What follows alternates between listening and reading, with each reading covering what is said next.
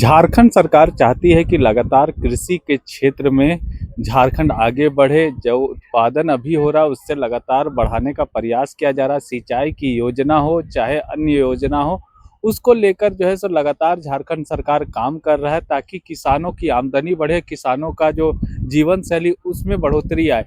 और इसी को लेकर जो है सो इस बार झारखंड की सरकार के द्वारा बजट में लगभग 5,000 करोड़ की राशि आवंटन किया गया है। और इस राशि को किस तरह से खर्चा किया जाएगा और माननीयों के सवालों को लेकर आज विधानसभा में चर्चा की गई। और खुद कृषि मंत्री जो शिल्पी नेहा तिर्की हैं, उन्होंने इस सारे सवालों का जवाब दिया। मौके पर क्या कुछ उन्होंने कहा, आइए आपको सुनाते हैं। पहले तो आज मैं बतलाना चाहूँगी राज्य की जनता को कि झारखंड के विधानसभा में हम लोगों ने बजट कृषि पशुपालन एवं सहकारिता का बजट को प्रस्तुत किया, जिसमें पक्ष विपक्ष से वाद विवाद हुए और पूरे सहमति के साथ, इनफैक्ट विपक्ष का भी सहयोग के साथ पूरा ये जो बजट था कृषि विभाग का, उसमें मतदान हुआ और वो पारित हुआ है। तो पक्ष विपक्ष और विशेष रूप से हमारी सरकार को, हमारी गठबंधन की सरकार को मैं धन्यवाद करना चाहती हूँ कि हमारे जो विभाग की दूरदर्शिता है और माननीय मुख्यमंत्री जी की दूरदर्शिता है किसानों को लेके, उसको पूरे सदन ने अपने सहमति के साथ पारित करने का काम किया है। और राज्य की जनता को दो तीन बहुत ही महत्वपूर्ण योजनाओं का लाभ अब मिलने जा रहा है। पहले तो है किसान महिला किसान खुशहाली योजना, जिसके तहत वैसे अनुसूचित जाति और जनजाति महिलाओं को इंटीग्रेटेड समेकित खेती के योजना से जोड़ा जाएगा, जहां पे उन महिलाओं को, महिला कृषकों को अवरक और गुणवत्ता बीज और अनेक चीज़ों का उनको इसमें समाहित करते हुए ये योजना की लाभ दी जाएगी। इसके अलावे लगातार आप लोग सुनते होंगे कि माननीय सदस्यगण किसानों की आवाज़ उठाते रहते हैं कि कोल्ड स्टोरेज की आवश्यकता है। हमारी सरकार थी, हम लोगों ने हर एक ज़िला में 5,000 MT का मेट्रिक टन का कोल्ड स्टोरेज देने का काम किया। और अब इस वर्ष माननीय विधायकों के अनुशंसा से प्रत्येक विधानसभा में हम लोग कोल्ड स्टोरेज देने का काम करेंगे। ये केवल कोल्ड स्टोरेज नहीं मगर एक मार्केटिंग कॉम्प्लेक्स का भी भूमिका अदा करेगी। इसके साथ ही साथ राज्य सरकार का सहयोग रहेगा। फसल विविधीकरण को बढ़ावा देने के लिए हम लोग ने मखाना का योजना और अन्य ऐसे हाई एग्रीकल्चर वैल्यू प्रोड्यूस को बढ़ावा देने के लिए उन योजनाओं को भी लिया है। तो ओवरऑल एक नए आउटलुक के साथ राज्य में काम किया जा रहा है।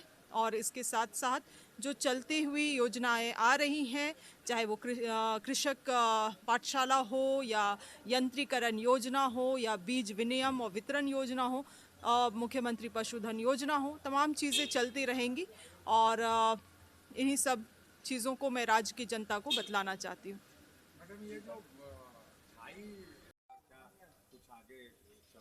देखिए, सभी तरह के हाई एग्रीकल्चर वैल्यू प्रोड्यूस को लेके इस राज्य में बहुत संभावनाएं हैं। हॉर्टिकल्चर, खास करके बागवानी को लेके हम लोगों ने ICR Indian institute of horticulture research Bangalore के साथ भी MOU किया है, जिसका मंत्रिमंडल से हम लोगों को उसमें सहमति भी मिली है। अब जल्दी ही MOU ट्रांसलेट होगा और उनके साथ हम लोग जितना भी बेहतर चीज़ें हैं, बेहतर नॉलेज है, उसको लेते हुए यहाँ पे बागवानी के क्षेत्र में काम कर सकते हैं। उसमें एक छोटा सा अंग आपका ड्रैगन फ्रूट की खेती भी है। आप खूंटी में KVK में जाएंगे तो खूंटी में भी काफ़ी अधिक मात्रा में इस तरह के ड्रैगन फ्रूट का उत्पादन हो रहा है और मार्केट वैल्यू भी उनको अच्छी मिल पा रही है। झारखंड का जलवायु परिवर्तन ऐसा है कि यहाँ पे इस तरह के बागवानी प्रोड्यूस हुए, चाहे ड्रैगन फ्रूट हो या स्ट्रॉबेरी हो, इन तमाम चीज़ों की खेती काफ़ी बढ़ रही है, अच्छा भी हो रहा है। तमाम तरह के रोगों को जन्म दे रहा है। देखिए, आज थाई मांगुर निश्चित रूप से एक बहुत बड़ी चुनौती है पूरे देश के लिए ही।